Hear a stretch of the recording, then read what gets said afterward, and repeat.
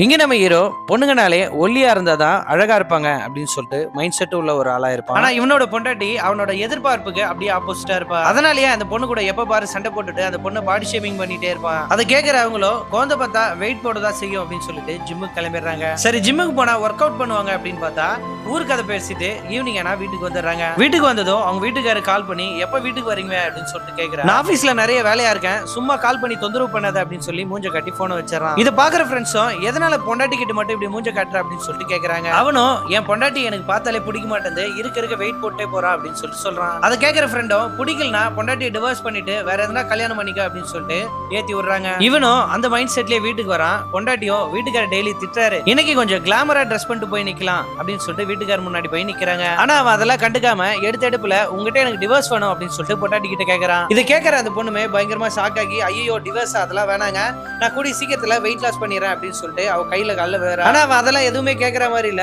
பிடிவாதமா எனக்கு டிவோர்ஸ் தான் வேணும் அப்படின்னு சொல்லிட்டு நிக்கிறான். இவங்க டிவோர்ஸ் அப்ளை பண்றதுக்கு முன்னாடி ஒரு டாக்டர் கிட்ட போயிட்டு கவுன்சிலிங் அட்டென்ட் பண்ணிட்டு வரலாம் அப்படின்னு சொல்லிட்டு கூப்பிடுறான். ஆனா அவன் அதெல்லாம் வர முடியாது அப்படின்னு சொல்லிட்டு கிளம்பிடுறான். இந்த பொண்ணு மட்டும் அந்த கவுன்சிலிங் அட்டென்ட் பண்ணலாம் அப்படின்னு சொல்லிட்டு டாக்டர் கிட்ட போறா. அவங்களும் நடந்ததெல்லாம் கேட்டுட்டு நீங்க டிவோர்ஸ்க்கு அப்ளை பண்ற வரைக்கும் அவர் மூஞ்ச காமிச்சிட்டு தான் இருப்பாரு, சோ டிவைஸ் அப்ளை பண்ணிட்டீங்கன்னா அதுக்கப்புறம் ஒரு 3 மாசம் டைம் இருக்கு, அதுக்குள்ள நீங்க எப்படியாச்சும் வெயிட் லாஸ் பண்ணிடுங்க அப்படின்னு சொல்லிட்டு டாக்டர் அட்வைஸ் பண்றாங்க. இவங்களும் சரி ஓகே அப்படின்னு சொல்லிட்டு டிவோர்ஸ்க்கு அப்ளை பண்ணிட்டு ஒரு ப்ராப்பரான ஜிம்ல ஜாயின் பண்ணிடுறாங்க. இவங்களும் டெய்லி பயங்கரமா ஒர்க் அவுட் எல்லாம் பண்ணி வெயிட் லாஸ் பண்ணிடுறாங்க. வெயிட் லாஸ் பண்ணிட்டு அவங்க வீட்டுக்கார முன்னாடியே கெத்தா நடந்து போறாங்க. இதுக்கு இடையில அவங்க ஹஸ்பண்டுக்கு கம்பெனில வேலையும் போயிடும். நம்ம ஹீரோக்கு சின்ன வயசுல இருந்தே பிசினஸ் பண்ணது தான் ஆசையா இருக்கும், ஆனா அவங்க அப்பா அதெல்லாம் வேணாம் அப்படின்னு சொல்லிட்டு தடுத்துறாரு. அதுக்காகவே வேலைக்கு போயிருப்பாரு.